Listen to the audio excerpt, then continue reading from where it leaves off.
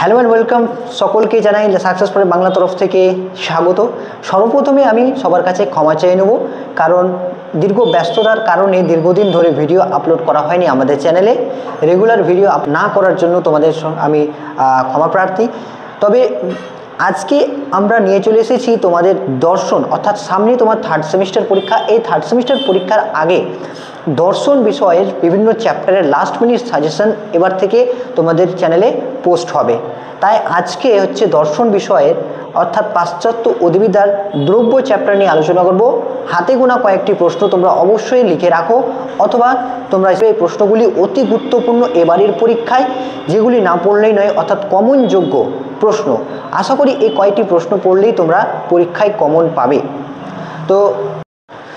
তা ভিডিওটি শুরু করার আগে তোমাদের কাছে অনুরোধ, যারা চ্যানেলে নতুন জুড়েছো অবশ্যই তোমাদের সাকসেস পয়েন্ট চ্যানেলটি সাবস্ক্রাইব করে নেবে প্রতিনিয়ত দর্শন বিষয়ের সমস্ত ভিডিও আপডেট পাওয়ার জন্য, এবং ভিডিওটিতে একটি ছোট্ট লাইক দিতে ভুলবে না। তোমাদের বন্ধুদের সঙ্গে অবশ্যই ভিডিওটি শেয়ার করবে, কারণ জ্ঞান বিতরণ করলে জ্ঞান বাড়ে, কমে না। তো চলে আসি আজকের আলোচনা। তো যেমনটা অন স্ক্রিনে তোমরা দেখতে পাচ্ছ, ক্লাস 12 ফিলোসফি দ্রব্য থেকে গুরুত্বপূর্ণ প্রশ্ন পিডিএফ লাস্ট মিনিট সাজেশন 2025-26। চলো আজকে আমরা প্রথম প্রশ্ন দেখে নেব। প্রথম প্রশ্ন হচ্ছে, দ্রব্য হলো সামান্য ও বিশেষের সমন্বয় বলেছেন অ্যারিস্টটল। অর্থাৎ প্রশ্নটি এভাবে আসতে পারে, দ্রব্য হলো সামান্য ও বিশেষের সমন্বয়, উক্তিটি কার বা কে বলছেন? তাহলে উত্তরে তোমরা লিখবে অ্যারিস্টটল, অনেকেই তোমরা জানো। দ্বিতীয় প্রশ্ন, দ্রব্য কী তা আমি জানি না। দ্রব্য হলো জ্ঞাত গুণসমূহের অজ্ঞাত ও অজ্ঞেয় আধার, উক্তিটি কার বা কে বলেছেন? অর্থাৎ প্রশ্নটা দুইভাবে তোমাদের আসতে পারে, এক হচ্ছে দ্রব্য কী তা আমি জানি না, অথবা দ্রব্য হলো জ্ঞাত গুণসমূহের অজ্ঞাত ও অজ্ঞেয় আধার, কে বলেছেন? উত্তর হবে জন লক। তৃতীয় প্রশ্ন দেখতে পাচ্ছ তোমরা, ডেকার্তের মতে দ্রব্য কয় প্রকার? তোমরা সকলেই জানো, দুই প্রকার। এক হচ্ছে নিরপেক্ষ দ্রব্য, যাকে ঈশ্বর বলা হয়, অর্থাৎ সাপেক্ষ দ্রব্য মন, আত্মা বা জড়, এই দুটিকে বোঝানো হয়েছে ডেকার্তের মতে। তারপর দেখো, কোন দার্শনিক ঈশ্বরকেই একমাত্র দ্রব্য বলে স্বীকার করেছেন? তাহলে উত্তর তোমরা সকলে জানো, স্পিনোজা। পরবর্তী কোশ্চেন, লক কয়টি দ্রব্য স্বীকার করেছেন? অর্থাৎ দার্শনিক লক কয়টি দ্রব্য স্বীকার করেছেন? উত্তর হবে 3টি। পরবর্তী প্রশ্ন, গুণ ব্যতীত দ্রব্যের কোনো ছাপ বা ধারণা আমাদের থাকে না, অথবা গুণগুচ্ছই হলো দ্রব্য, অথবা প্রশ্নটা এমনভাবে আসতে পারে, দ্রব্য হলো গুণের সমষ্টি বা গুণ সমষ্টি, উক্তিটি কার বা কে বলেছেন? তাহলে 3টেই প্রশ্নের উত্তর হচ্ছে হিউম। অর্থাৎ একটি প্রশ্নকে কত ঘুরিয়ে দেওয়া যেতে পারে সেটা তোমরা দেখতে পাচ্ছ।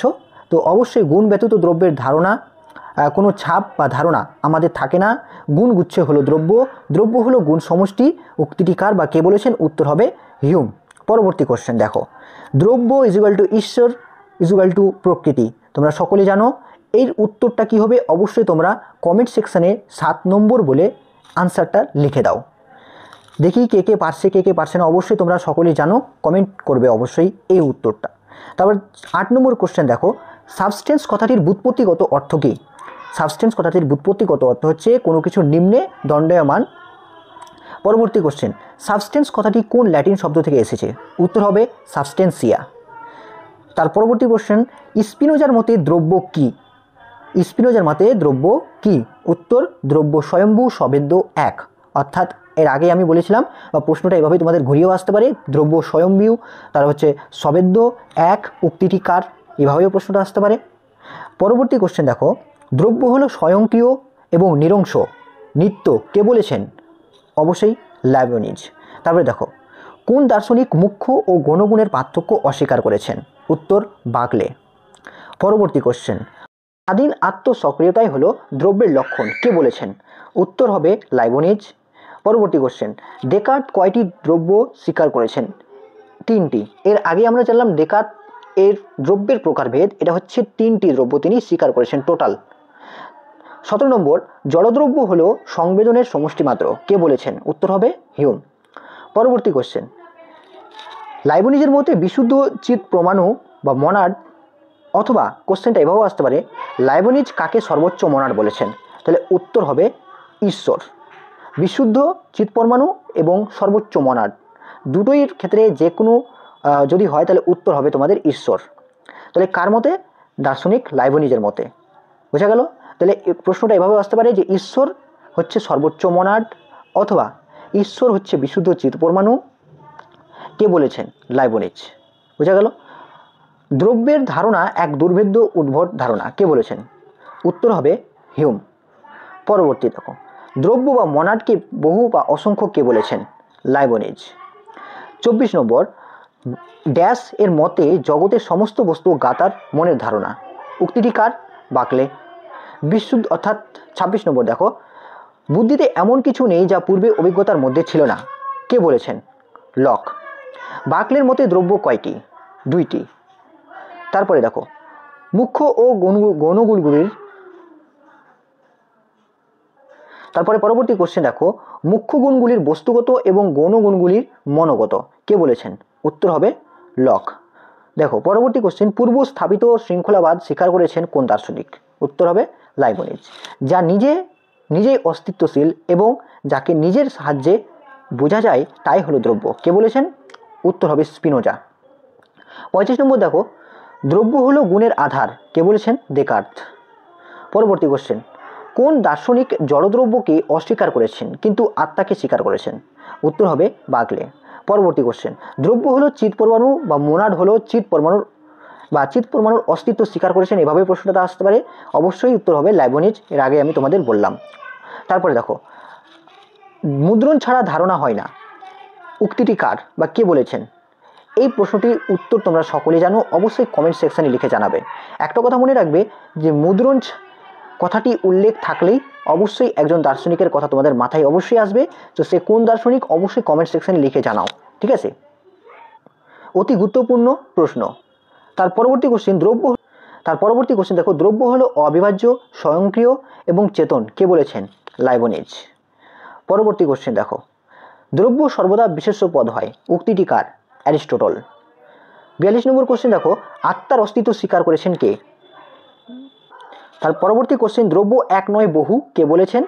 এটাও উত্তর তোমরা সকলে জানো, লাইবনিজ। এই কোশ্চেনটা রিপিট হয়েছে, অবশ্যই তার জন্য একটু বেশি বেশি তোমাদের মনে হবে। পরবর্তী কোশ্চেনে চলে আসছি, বস্তুকে সরাসরি জানা যায় না, কে বলেছেন? লক। ঈশ্বর হলেন সর্বশ্রেষ্ঠ চিদানু, উত্তর হবে কে? তোমরা সকলে জানো, লাইবনিজ। স্বয়ংক্রিয়তাই হলো দ্রব্যের লক্ষণ, উক্তিটি কার? কে বলেছেন? লাইবনিজ। পরবর্তী কোশ্চেন দেখো, জড়দ্রব্যের অস্তিত্ব অস্বীকার করেছেন কে? বার্কলে। দ্রব্য হলো গুণের সমষ্টি, উক্তিটি কার? অবশ্যই ডেভিড হিউম। যা স্বনির্ভর তাই দ্রব্য, উক্তিটি কার? Rene Descartes. পরবর্তী কোশ্চেন দেখো, এই ছিল 50টি কোশ্চেন। এছাড়া আরও কিছু বিশেষ কোশ্চেন তোমাদের জন্য রেখেছি যেগুলি অতি গুরুত্বপূর্ণ, না পড়লেই নয়। দেখো, লাইবনিজ দ্রব্য বা মনাডকে সংজ্ঞায়িত করতে গিয়ে কি বলেছেন? এটি হচ্ছে সক্রিয় শক্তি, অর্থাৎ দ্রব্য হচ্ছে সক্রিয় শক্তি। পরবর্তী কোশ্চেন, বুদ্ধিতে এমন কিছু নেই যা পূর্বে অভিজ্ঞতার মধ্যে ছিল না, কেবলমাত্র বুদ্ধি, উত্তরটি অর্থাৎ কার উক্তি? লাইবনিজ। পরবর্তী কোশ্চেন দেখো, বিমূর্ত সাধারণ ধারণা হলো নাম, উক্তিটি কার? বাকলে। বস্তুর অস্তিত্ব গাতার মনের উপর নির্ভরশীল, উক্তিটি কার? বাকলে। পরবর্তী কোশ্চেন, সমস্ত জগৎই ঈশ্বরের প্রত্যক্ষের বিষয়ের, উত্তরটি হবে বাকলে। তারপরে দেখো, দেহ ও মন দ্রব্য নয় গুণ মাত্র, কে বলেছে? উত্তর হবে স্পিনোজা। পরবর্তী কোশ্চেন, মুখ্য গুণগুলির দ্রব্যের স্বরূপগত ধর্ম, মন্তব্যটি করেছেন দেকার্ত। পরবর্তী কোশ্চেন, একজন সংশয়বাদী দার্শনিক নাম লেখো, উত্তর হবে অবশ্যই হিউম। জড়দ্রব্য নেই, আত্মা নেই, ঈশ্বর নেই, উক্তিটি কার? হিউম। দেকার্তের মতে জড়ধর্মের সারধর্ম কি? উত্তর হবে বিস্তৃতি। এই কয়েকটি প্রশ্ন তোমরা অবশ্যই ভালো করে পড়ে নেবে, কারণ এই প্রশ্নগুলি পড়লেই আশা করি পরীক্ষায় তোমরা কমন পাবে। দেখো, অবশ্যই তোমরা এই মাত্র 50 থেকে 60টা কোশ্চেন রয়েছে, এই কোশ্চেনগুলো অবশ্যই তোমরা মন দিয়ে পড়ো, এবং যারা অলরেডি পড়ে রেখেছো অবশ্যই তারা রিভাইজ করে নেবে। তো এই ছিল দ্রব্য চ্যাপ্টারের অতি গুরুত্বপূর্ণ কিছু প্রশ্ন। পরবর্তী চ্যাপ্টার অর্থাৎ কার্যকারণ, দেহমন সমস্যা এবং বেদান্ত দর্শন পরপর চ্যাপ্টার ওয়াইজ করে তোমাদের লাস্ট মিনিট সাজেশন দিয়ে দেওয়া হবে। অবশ্যই তার জন্য চ্যানেলটি তোমরা সাবস্ক্রাইব করে রাখো, কয়েকদিনের মধ্যেই সমস্ত চ্যাপ্টারের ভিডিও আপলোড হয়ে যাবে। সম্পূর্ণ ভিডিওটি দেখার জন্য তোমাদের অসংখ্য ধন্যবাদ। দিকে বলে রাখি যে এগুলো হচ্ছে আমাদের অভিজ্ঞতার নিরিখে বাছাই করা কিছু প্রশ্ন, অর্থাৎ 100% যে এই প্রশ্নগুলোই পড়বে এমনটা কিন্তু নয়। অবশ্যই সাজেশন বলতে কোনো কিছু হয় না। অভিজ্ঞতা নিরিখে যেগুলি প্রশ্ন গুরুত্বপূর্ণ বা বিগত সালে এসেছে তার পরিপ্রেক্ষিতে প্রশ্নগুলি তোমাদের দেওয়া হলো। অবশ্যই আশা করা যায় এখান থেকে তোমরা কমন পাবে। ভিডিওটি সম্পূর্ণ দেখার জন্য তোমাদের অসংখ্য ধন্যবাদ। দেখা হচ্ছে আরেকটি নতুন ভিডিওতে। সুস্থ থেকো, ভালো থেকো।